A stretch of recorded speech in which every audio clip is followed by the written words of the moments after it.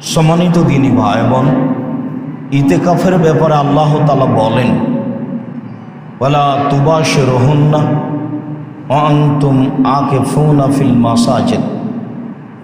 যখন তোমরা বিভিন্ন মসজিদে ইতিকাফ অবস্থায় থাকবে, তখন তোমরা তোমাদের স্ত্রীদেরকে স্পর্শ করো না, তাদের শরীরের সাথে শরীর লাগায়ও না। এই কথা আল্লাহ তাআলা বলেন। তার মানে ইতিকাফের বিষয়টি আল্লাহ কোরআন মাজিদে উল্লেখ করেছেন। আল্লাহ তাআলা অন্যত্র বলেন, ওয়া আহিদনা ইলা ইব্রাহিম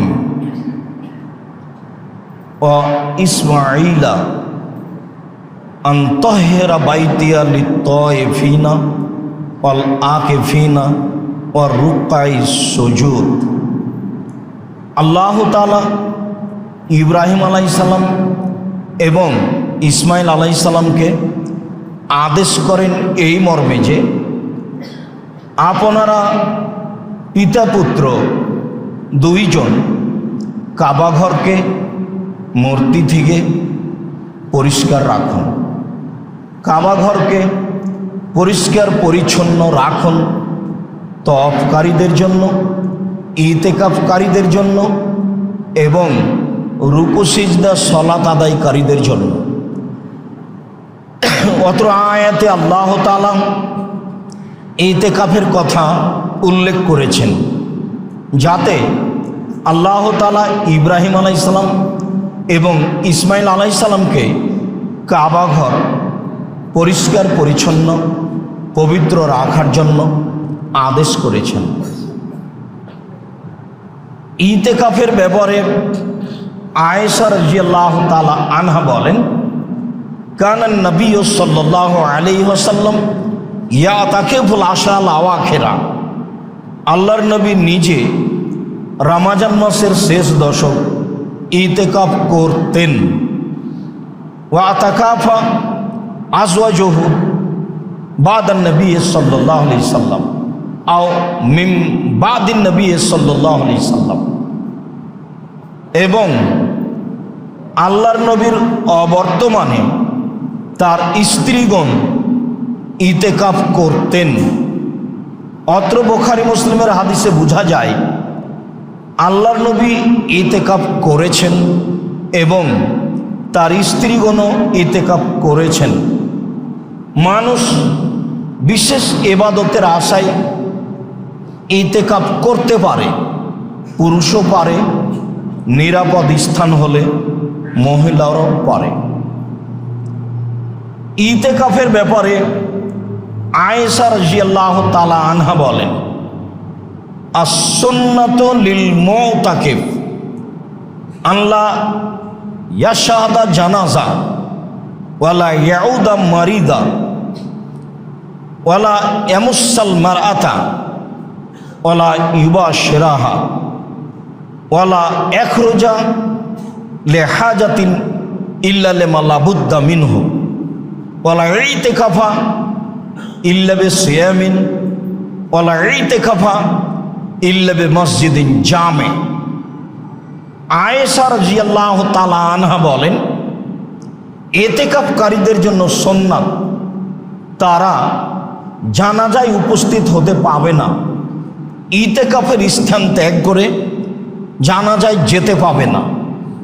প্রত্যেকটা মানুষের কাছে একটা জরুরি হক রাখে, সেটা হলে কেউ মারা গেলে জানাজায় যাবে, এটা তার জন্য ফরজ, গেলে নেকি পাবে, এইটা আল্লাহর দয়া।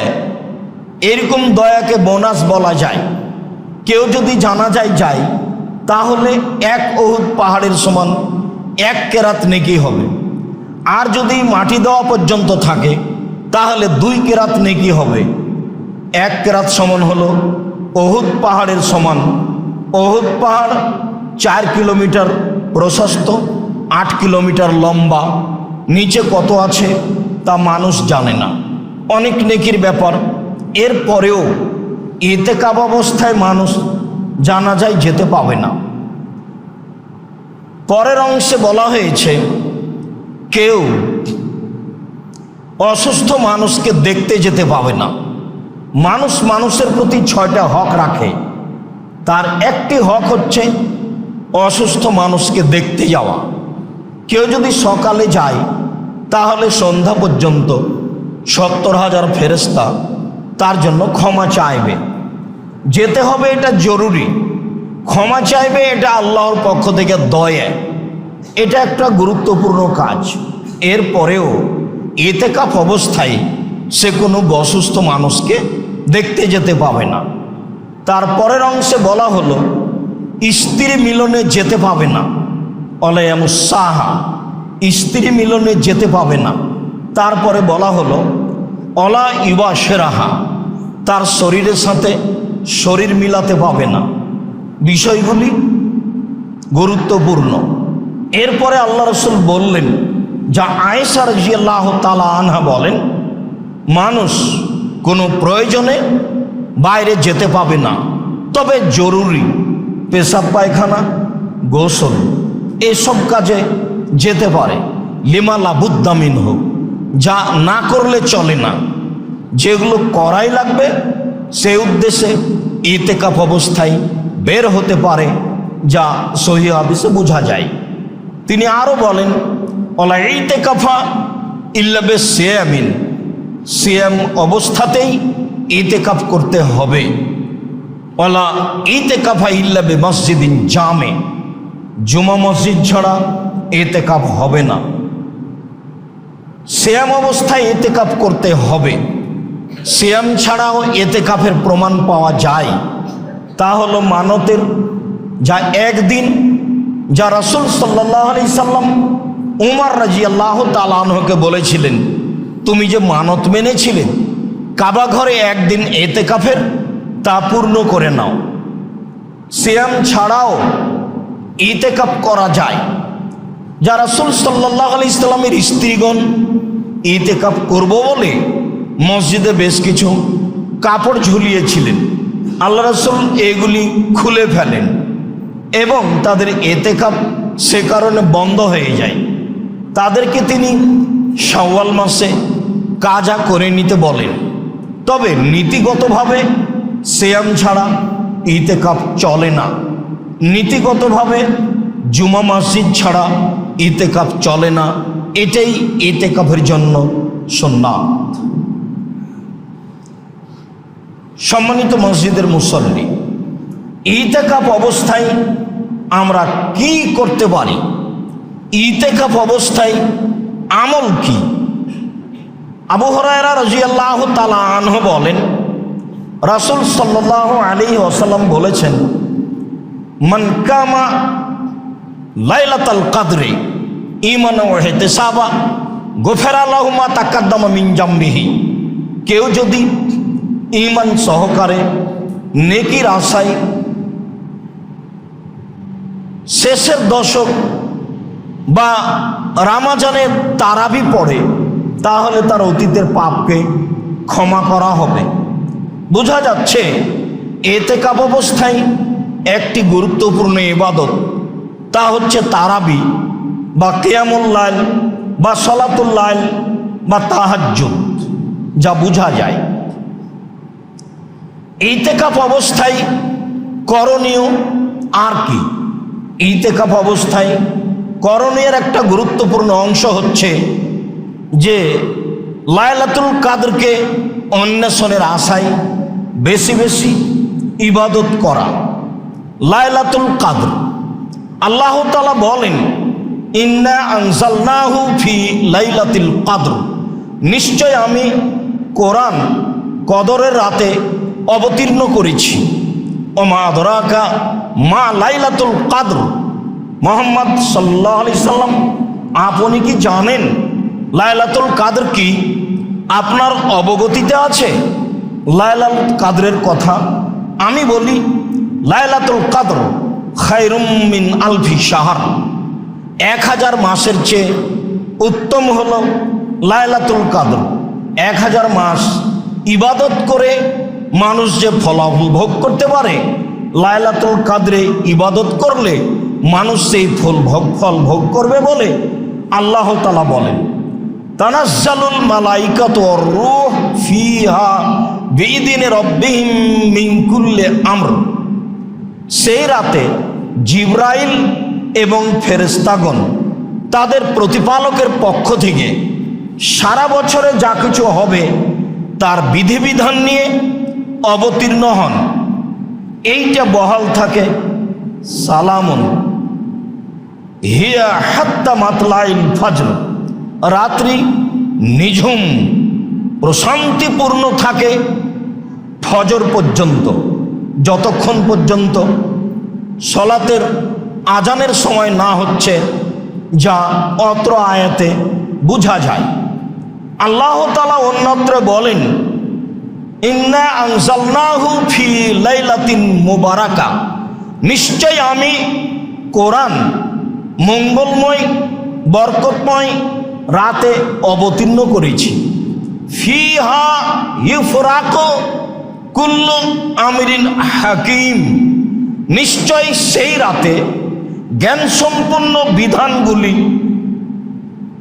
বাস্তবায়নের সিদ্ধান্ত নেওয়া হয়। সম্মানিত মসজিদের মুসল্লি, অনলাইনের মাধ্যমে পৃথিবীর বিভিন্ন প্রান্ত থেকে যারা আমরা সাথে রয়েছি, সময়ের গতিতে আমরা অনলাইনের মাধ্যমে বা যন্ত্রের মাধ্যমে অবগত হব, তাদেরকে একটি জিনিস গুরুত্ব সহকারে বলতে চাই যে আসলে 15ই শাবান সব কিছু হয়, প্রমাণে হাদিসটি জাল। 15ই শাবানে কিছু হয় না। সারা বছরে যা কিছু সিদ্ধান্ত নেওয়া হয়, যা কিছু করব বলে আল্লাহ তাআলা ফেরেশতাদেরকে অবগত করান, তা হলো লাইলাতুল কদরে, যা সূরা কদরে বোঝা যায়, যা অত্র আয়াতে বোঝা যায়। বিষয়টি আমাদের কাছে খুব ভালোভাবে স্পষ্ট থাকে যেন, তা অবশ্যই 15ই শাবান নয়, তা অবশ্যই লাইলাতুল কদরে, যা কোরআন মাজিদ দ্বারা প্রমাণিত হয়। সম্মানিত দিনী ভাই বোন, আমরা এই এতেকাফ অবস্থায় আর কি করতে পারি? এতেকাফ অবস্থায় সহিহ হাদিসের ভিত্তিতে 8 রাকাত সলাতি আদায় করতে হয় গুরুত্ব সহকারে, দীর্ঘ সময় ধরে, এটাই প্রমাণ হয়। আসলে 20 রাকাত তারাবি, 8 রাকাত তাহাজ্জুদ, এইটা কৌশল মাত্র। তারাবি শব্দটি হাদিস দ্বারা প্রমাণিত নয়। রাসূলের যুগে, সাহাবীদের যুগে, তাবেঈদের যুগে তারাবি শব্দটি ছিল না।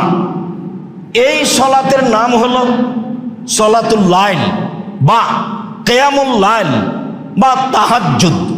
তাহাজ্জুদ শব্দটি কোরআন মাজিদে এসেছে, সলাতুল লাইল হাদিসে এসেছে বুখারী মুসলিম, কিয়ামুল লাইল হাদিসে এসেছে বুখারী মুসলিম। তা হয় কিয়ামুল লাইল, আর না হয় সলাতুল লাইল, আর না হয় তাহাজ্জুদ।